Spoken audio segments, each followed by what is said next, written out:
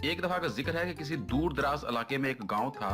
इस गांव के लोग बहुत मेहमान नवाज थे।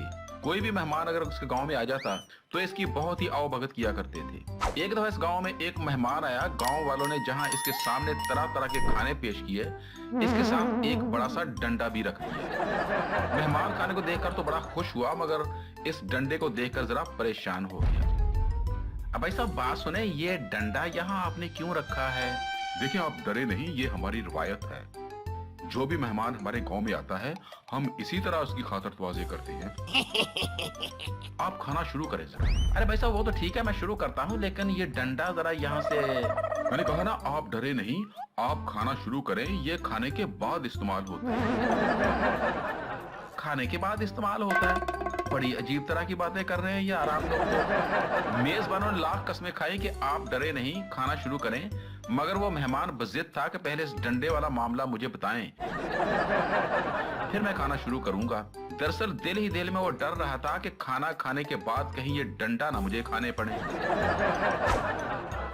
अरे भाई साहब, आप हमारे मेहमान हैं, जरा बात को समझने की कोशिश करें। देखिए, कितने खाने हमने आपकी खिदमत के लिए पेश किए हैं, और साथ में ये डंडा भी आप ही की खिदमत के लिए है। यानी जो मेहमान भी आपके गांव में आता है वो खाना खाने के बाद फिर डंडे भी खाता है। मेहमान और गांव वालों के बीच में अभी ये बहसो तकरार चल ही रही थी कि उनमें से एक बोला, अच्छा यार आप लोग जरा बहस छोड़े, मैं जरा चाचे दीने को बुलाकर लाता हूँ ताकि वो आकर जरा डंडे का मसला तो हल करे। वो आदमी बाहर गांव में गया और इस बुजुर्ग को बुलाकर ले आया। वो बुजुर्ग इस डंडे को देखकर बहुत गुस्से हुए और उनसे कहने लगे, अरे हमको इतना लंबा डंडा नहीं रखते, चलो इसे 3 फुट कम करो, जल्दी करो जरा। बुजुर्ग की हिदायत के मुताबिक इस डंडे को 3 फुट कम कर दिया गया, मगर अभी भी डंडे की लंबाई 5 फुट थी। लो पाजी, अब तो डंडा जरा छोटा हो गया है। अब आपको डरने की कोई जरूरत नहीं है, आप अल्लाह का नाम लेकर खाना शुरू करें जरा। वो तो ठीक है, लेकिन फिर भी मुझे जरा बताइए तो सही, ये डंडा। ओ भाई साहब, अब तो बड़ा छोटा हो गया है, डरने की जरूरत नहीं है, आप खाना शुरू करें। अब भाई साहब छोटा तो हो गया, लेकिन है तो ये फिर भी डंडा ना। गांव वालों के लाख समझाने के बावजूद अब भी ये मेहमान खाने से गुरेज कर रहा था।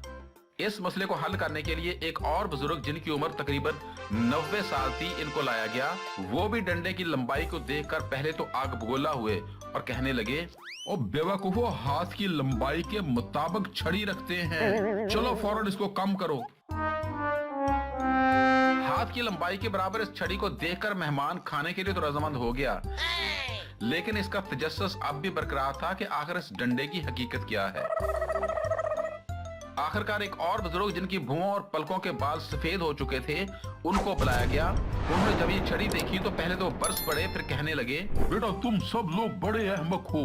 अरे बेवकूफो, इतना भी नहीं जानते कि खाने के साथ मेहमान के लिए इस तरह की चीजें कैसे रखी जाती हैं। अहमको, प्याली में एक तिनका रखा जाता है ताकि अगर मेहमान के दांतों में गोश्त का कोई रेशा रह जाए तो उसे निकाल सके। डंडे की हकीकत जानकर मेहमान ने सुख का सांस लिया। पेट भरकर खाना खाने के बाद गांव वालों का शुक्रिया अदा किया और फिर अपने रास्ते पर चल दिया।